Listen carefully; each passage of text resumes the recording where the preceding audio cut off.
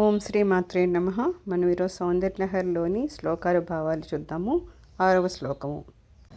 ధను పౌష్పం మౌరీ మధుకరమయీ పంచవిశిఖా వసంత సామంతో మలయమరుదాయో ధనరదః తదాప్యేక సర్వం हिमगिरिसुते कामपि कृपाम् अपाङ्गे ते लब्ध्वा జగదిదమనంగో విజయతే. ఇక్కడ అమ్మ హిమకుమారి నిజానికి మన్మధుడున్నాడంటే ఆయన విల్లు చూసామనుకో పువ్వులతో ఉంటుందంట. పువ్వులు ఎంత సుకుమారంగా ఉంటాయి, అది బాణంలాగా ఎలా ఉపయోగపడుతుంది కదా, పువ్వులతో చేసిపడి ఉంటుంది కదా. అలాగే ఆ వింటినారు ఉందంటే తుమ్మిదలతో ఉంటుంది. తుమ్మిదలు అంటే అసలు నిజానికి అవి అలా అలా చెదిరిపోయి ఉంటాయి కదా, దాంతో అసలు ఒక తాడు తయారవుతుందా? నిజం చెప్పాలంటే అది ఎంత బలహీనం. తుమ్మిదలు అలా లైన్లో నుంచుంటే అదొక వింటినారిలాగా పనిచేస్తుందంట. ఆయన అమ్ములు పొదిలో 5 బాణాలు ఉంటాయి, ఆ బాణాలు కూడా పువ్వులతోనే తయారు చేయి ఉంటాయి. అలాగనే ఆయనకి సామంతుడు ఎవరు అంటే వసంతుడంట. ఆయన ఏంటి, ఏదో ఆ సమయానికి వచ్చి వెళ్ళిపోతారే తప్పితే ఎప్పుడూ వసంతు ఉండదు కదా. కేవలం ఆ వసంత కాలంలోనే ఆయనది కాసింత చెల్లుతుంది.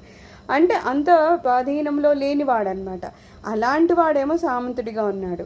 మలయ మారుతం అంటే వీచే గాలి అనమాట. ఒక గాలి ఎక్కడన్నా స్థిరంగా ఉంటుందా అంటే అలా స్థిరంగా ఉండదు. అలాంటి దాన్ని ఈయన యుద్ధ రథం కింద చేసుకున్నారంట. రథం అనేది ఎలా ఉండాలి, వీళ్ళ కంట్రోల్లో ఉండాలి, ఎటు వెళ్ళాలి ఏంటనేది.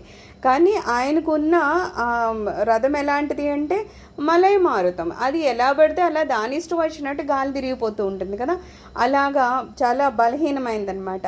అసలు ఆయన శరీరం చూస్తే ఆయన అంగరహితుడు కదా, అంగాలు ఉంటాయా? ఆయనకి ఏముండవు. కేవలం రతీదేవి దగ్గర మాత్రం ఆయన సౌందర్యవంతుడి కింద కనిపిస్తారు, కానీ నిజానికి ఆయనకి శరీరం అనేది లేని ఆయనకే శరీరం లేదు. ఆయన దగ్గర ఉన్న ఇవన్నీ పరికరాలు ఇవన్నీ చూసుకుంటే ఏవైనా అబ్బో చాలా బలిష్టమైన అనడానికి ఉందా? ఏమీ లేదు.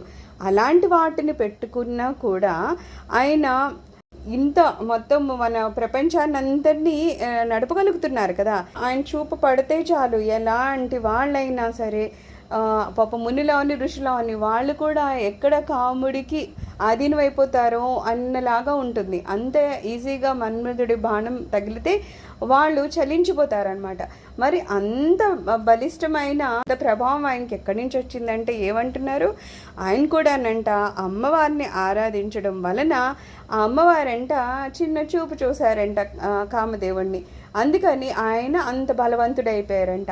అంటే ఎంత బలహీనుడైనా సరే అమ్మవారి చూపు కనుక తగిలిందా అతన్ని మించిన బలవంతుడు ఇంకోడు ఉండడనమాట. అతన్ని స్వాధీనంలోకి మొత్తం సృష్టి అంతా వచ్చేయగలదు. అలా చెప్పడానికి మనము మన్మధుడినే తీసుకోవచ్చు అనమాట. సర్వం శ్రీ మాతృజనారవిందార్పణమస్తు. లోక సమస్త సుఖినో భవంతు. ఓం శాంతి శాంతి శాంతి.